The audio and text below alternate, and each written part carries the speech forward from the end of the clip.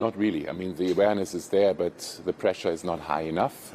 We must not forget Germany is not the sick man of Europe today. You cannot compare Germany today to Germany 20 years ago. We have maximum employment, we have low unemployment, the economy, the companies are still doing well, export-wise, even though that is getting worse. I think the big trouble is that the conflict within government will continue also with the new government, no matter what coalition government that will be. So there will be a lot of pressure to cut taxes for companies, for high net individuals. There will be a lot of pressure to reduce the size of the state. There's less willingness, or still not the willingness to really increase public investment. The debt brake, it's sacred. So I think it needs to get worse before there's really enough political will to make a change. But that's quite harsh because, I mean, if you look from outside, Germany is already in a really difficult situation. What do you think needs to get worse? Well, one of the big problems in Germany is that we have a huge demographic problem. The working age population is shrinking quick. Second, the transformation of industry towards renewable energy, towards green technologies, digitalization, that's lagging behind. So we see the big reforms at Volkswagen and other companies that they have to do now. But there's still the feeling we can go back to the 2010s, to that golden decade. So let's keep all the jobs as they are. Let's subsidize industry as they are. And that's a mistake.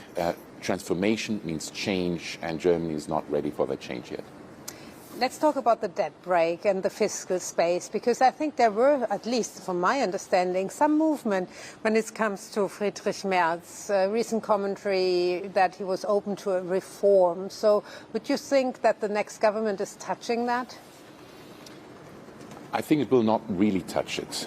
Germany has an obsession with savings and debt. The word for debt in Germany has a similar meaning to guilt, and you have 80% support in the population for the debt brake. So for any government it will be hard to change that. And so I expect a symbolic change in the debt brake.